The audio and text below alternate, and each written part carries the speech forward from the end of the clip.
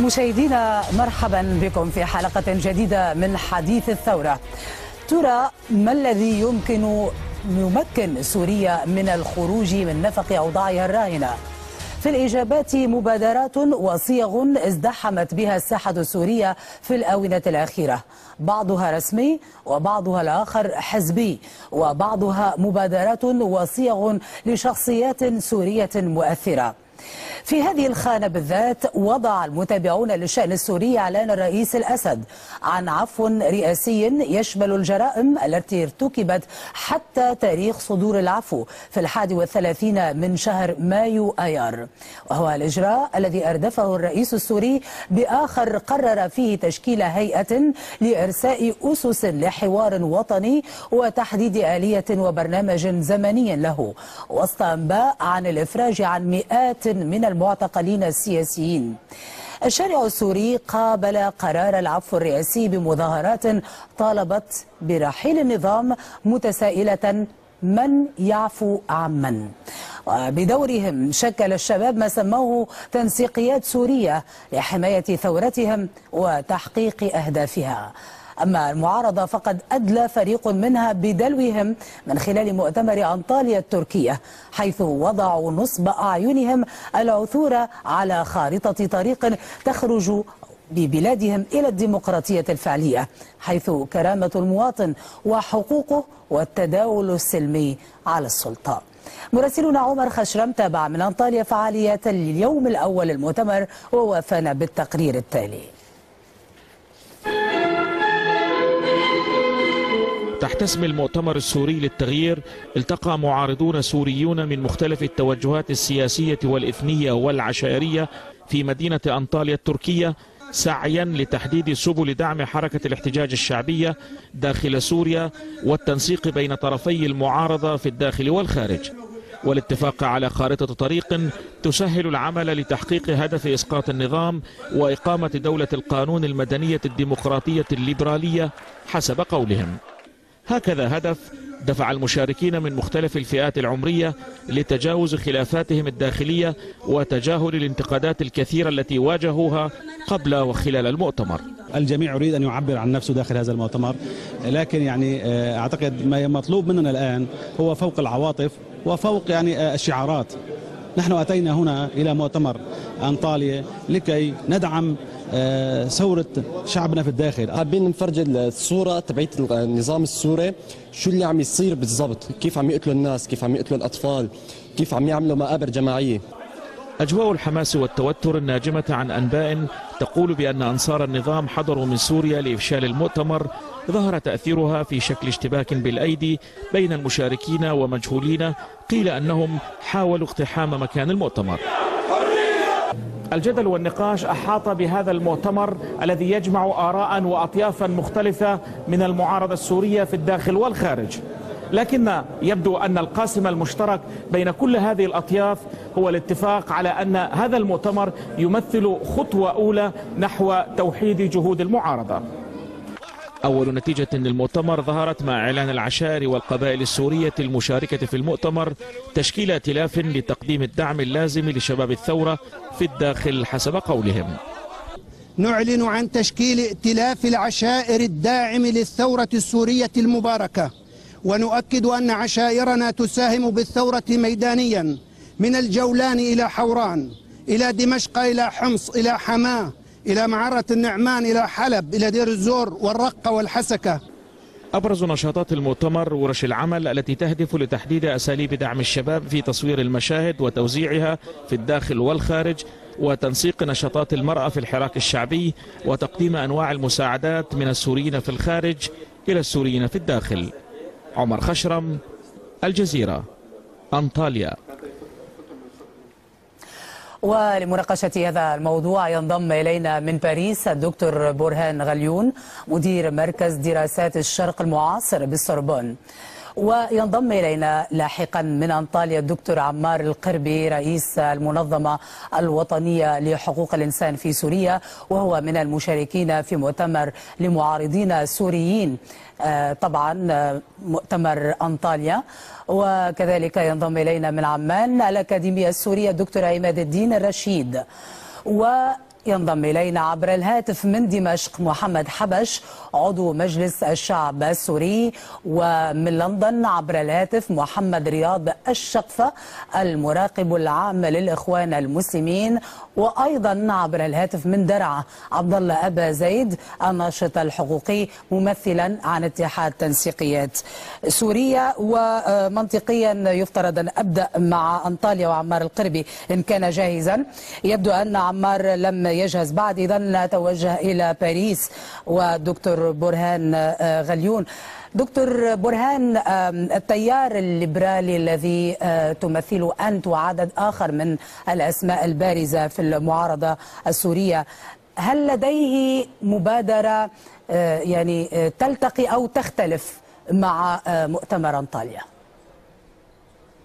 بالحقيقة يعني هو نحن كنا في حوار حتى مع منظمي مؤتمر أنطاليا اتصلوا فيه، وكنا نحن التيار الديمقراطي بالأحرى والواسع في دمشق وفي سوريا كنا على أساس أن نعمل مؤتمر مشترك، ولكن هم أسرعوا ونحن تأخرنا، ولا بأس يعني ربما الخطوة الأولى يعني تشد الخطوة الأخرى. نحن في إطار حوار أيضا ونقاش حول تكوين يعني عمل مبادرة من أجل جمع جميع الطاقات، وخاصة تلك الحساسيات التي ربما لم تمثل أو ما كان ممكن أن تمثل في أنطاليا أو في غيرها، وخاصة من الشخصيات الممثلة للحراك السياسي القائم في سوريا منذ بداية هذا العقد، ومن قبل أيضا القوى السياسية المنظمة، الأحزاب إلى آخره. وبعتقد أن نحن لسنا بعيدين عن الوصول إلى هذا الإعلان بالاتفاق طبعا بالبداية بالأساس مع تنسيقيات الشباب داخل سوريا التي يعني تطلب هي أيضا وحدة المعارضة. والهدف الحقيقي من كل هذا هو، وأنا بعتقد أنه من الصعب كان من البداية أن نجمع جميع الحساسيات وجميع الأطياف السياسية السورية. معلش أنه كل طيف ينظم أموره وينظف نفسه ويعمل مؤتمره، فبعدين الهدف الأساسي والواحد هو بسرعة لازم نقيم جبهة معارضة عريضة تضم جميع أطياف الشعب السوري وجميع قطاعات الرأي العام السوري، وخاصة الشباب المحتجين، من أجل الانتقال إلى مرحلة ثانية في الثورة الديمقراطية السورية، مرحلة التنظيم والتوجيه والبناء استراتيجيات من أجل الانتقال من النظام الأمني الراهن نحو نظام ديمقراطي تعددي، الذي هو اليوم موضع إجماع جميع السوريين بدون استثناء، حتى أولئك الذين لا يزالوا مترددين أو خائفين من أن ينخرطوا في حركة الاحتجاج بسبب الضحايا، بسبب المخاطر الكبيرة والثمن الكبير الذي يكلفه هذا بسبب سياسات النظام الأمنية يعني الوحشية أحيانا. محمد رياض الشقفة المراقب العام للإخوان المسلمين في لندن، كيف تنظر الجماعة إلى مؤتمر أنطاليا؟ بسم الله الرحمن الرحيم. نحن الحقيقة قررنا أن نشارك في كل المؤتمرات التي تعمل على دعم انتفاضة شعبنا في سوريا، وهذا المؤتمر هو أحدها، يجمع شخصيات مختلفة وطنية وفكرية، ونحن شاركنا، أرسلنا من يشارك في هذا المؤتمر بقصد إنجاحه. المفروض على أمل أن نعمل بعدها على توحيد كل أطراف المعارضة وكل لجان المؤتمرات في الخارج لتكون على صعيد واحد.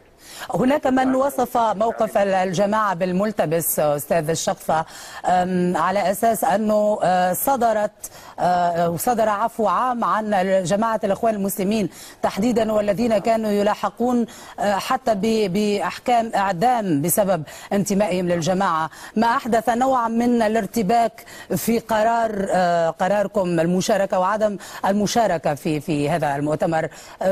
إلى ما توصلتم أخيرا؟ لا، ليس هناك ارتباك، نحن مشاركون ومشاركون رسميا في المؤتمر. يعني قرار العفو لم يؤثر في موقفكم البتة؟ قرار العفو هذا نوع من الخداع الحقيقة. قرار عفو وبقي القانون 49، يعني ممكن أن يفرج اليوم عن أحد الإخوان المسلمين ويعتقله غدا بتهمة الإخوان المسلمين. هذه لم تعد تنطلي على أحد. هذا النظام فقد الشعب السوري كله والشباب السوري فقد الثقة في هذا النظام. إلى الآن ليس هناك خطوات جدية. ألغى قانون الطوارئ وأنزل الدبابات إلى الشارع. يتكلم اليوم عن حوار وطني ويعلن بختيان أنه المادة 8 من الدستور لا يجب أن تبقى، يعني البعث يجب أن يبقى وصيا على الشعب السوري، كما قال بشار الأسد أن الشعب السوري لم يبلغ مرحلة يسحق فيها الديمقراطية. يعني الشعب السوري قاصر وحزب البعث وضع نفسه وصيا على هذا الشعب. هناك من يرى نوع مما قد يعتبر ازدحام وزحمة مبادرات لإخراج سوريا من وضعها الراهن، ويعني اللافت أنها ربما تزامنت كلها في أوقات متقاربة. هل تنظر إلى الأمر من هذه الزاوية؟ الجماعة أقصد ككل. لم نسمع أن هناك مبادرات. هناك مظاهرات في سوريا تقمع بالرصاص الحي، وهناك مؤتمرات تعقد في الخارج لدعم انتفاضة شعبنا في الداخل. لم نرى أحد تدخل لا من الدول العربية ولا من الدول الغربية بمبادرات لحل أزمة هذا الشعب المظلوم. نعم. ما السقف الذي تتوقعه من بيان مؤتمر أنطاليا؟ مؤتمر أنطاليا سينسجم مع مطالب الشعب السوري. الشعب السوري يطالب بإسقاط النظام. بعد هذه الفترة في البداية كانوا يطالبون بالإصلاح، ولكن عندما أصم النظام آذانه عن سماع صوت الشعب وصلوا إلى قناعة فقدوا الثقة بهذا النظام ويطالبون بإسقاطه. حتى مع الخطوات المتسارعة مع مطالب الشعب أستاذ الشقفة، حتى مع الخطوات المتسارعة التي أضيف إليها اليوم قرار من الرئيس الأسد بتشكيل هيئة لوضع أسس لحوار وطني شامل توضع له أجندة سواء من حيث البرنامج والمطالب التي يفترض أن تلبى، حتى من حيث الزمن. يعني النظام هنا هو الذي ألزم نفسه بفترة بسقف زمني عليه أن يفي فيه بما هو مطلوب منه من إصلاحات. الإصلاح ما بحاجة لزمن. عندما نصب رئيسا للجمهورية بشار في ربع ساعة اتخذ القرار. هناك في مقدمات حتى يثق الشعب بهذه الوعود وهذه التسويفات. يجب سحب الجيش من الشوارع